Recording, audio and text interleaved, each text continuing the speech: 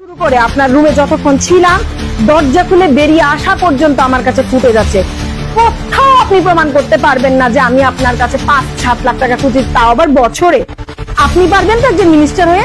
মিনিস্টারের ঘরে নাকি অনেকগুলি সিসিটিভি ক্যামেরা থাকে, আপনি প্রেস মিট করে নিলেন, কোথাও ফুটেজটা দেখাতে পারলেন না। আমি আমার ডায়লগটা কি বলেছিলাম এবং কি আপনাকে উদ্ধৃতি দিয়েছিলাম সেটা এখন আমি পাবলিকের সামনে তুলে ধরবো। আপনি ডিনাই করতে পারবেন তো? তাহলে আগে ফুটেজটা আরেকবার আপনিও শুনে নিন। আপনার ভালো কোনো যদি কোনো প্রজেক্ট আপনি কাজ করেন, ভালো কিছু থাকেন, তাহলে অবশ্যই আমরা করেন, আমরা আপনার সঙ্গে গিয়ে ফিল্ডে গিয়ে সেটা কভার করব। সো কল নিউজ আমরা করতাম না। অরিজিনালি আপনি কি কাজ করতেছেন সেটা আমরা কভার করতে আগ্রহী স্যার।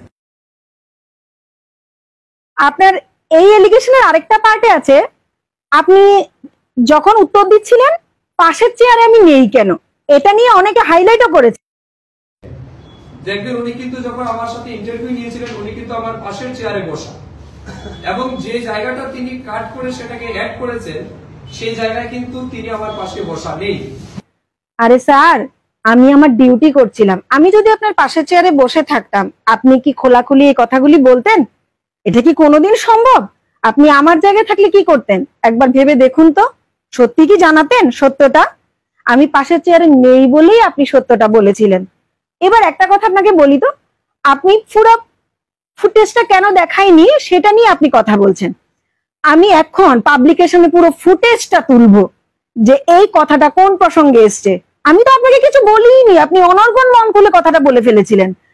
এইবার আপনাকে একটা কথা বলি, আপনি যে বলেছেন যে কন্ট্রাক্টররা আপনাদের টাকা দিয়ে যায়, একলা আপনার কথা বলেনি, অনেকের কথা বলেছেন, আপনাদের বলেছেন যে তাদের দিয়ে যায়, তাহলে তারা যেই কাজের জন্য বরাদ্দ টাকাটা পায় সেখান থেকেই তো আপনাকে টাকাটা দেবে, ঘর থেকে তো এনে দেবে না। তার মানে ওরা কাজের সঙ্গে কোয়ালিটি কম্প্রোমাইজ করছে। আপনি নিজের মুখে ইন্টারভিউতে বলেছেন যে 1 বছরের মধ্যে রাস্তা নষ্ট হয়ে গেছে, তাহলে বদনামটা কার হলো? সেই তো গভর্নমেন্টে বিজেপি সরকার রাস্তা করলো, বিজেপি সরকারেরই বদনাম হলো। আমরাই প্রশ্ন করেছি 1 বছরের মধ্যে রাস্তা চলে গেছে কেন? কারণ কন্ট্রাক্টররা তো পয়সা আপনাদের দিয়ে দিচ্ছে, এটা আপনারা নিজেরা বলছেন। সেটা আপনারা সমাজ সেবা করছেন না কি করছেন সেটা আমাদের দেখার বিপদ। জিনিসটার সঙ্গে তো কোয়ালিটি কম্প্রোমাইজ হলো না, বদনামটা তো গভর্নমেন্টের হচ্ছে। जो कास्ट के घर में रहता है तो दूसरे के घर में पत्थर नहीं फेंकता, तो ये लोग भूल जाते हैं, ठीक है ना।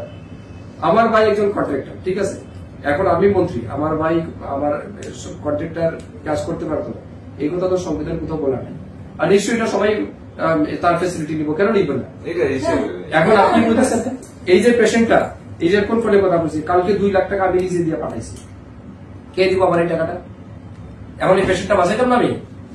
2 লাখ টাকা দিয়ে পাঠাইছি, এখন তারে গঙ্গারাম হসপিটালে কইতেছে ট্রিটমেন্ট, যদি এমস এর আওয়াজে গঙ্গারামই নিব। গঙ্গারামের মতো হসপিটালে নেওয়া মানে এই পেশেন্ট অপারেশন মানে 8-10 লাখ টাকা আগে সাবমিট করতে হবে, তারপর অন্য কথা। ওই পরিবারের যে পেশেন্ট তার শুধু দেহ আছে আর রোগ আছে, আর কিছু নেই। তার যে তার সাথে যে 2টা লোক গেছে তারও টিকিট আমি খুলে দিচ্ছি।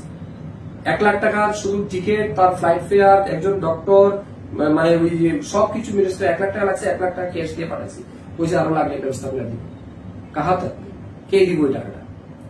তো দেখো, এটা খুব ওপেন সিক্রেট। এই সময়ের মধ্যে সরকারের যারা জনপ্রতিনিধি আছে, আমাদের সোর্স কি, মাঝে মধ্যে কন্ট্রাক্টর কাজ করছে 2-4 টাকা করে 2-4 টাকা দিয়ে যায় না, ওইটি সমাজ সেবা আমরা কাছে, এই তো কারণ কিছু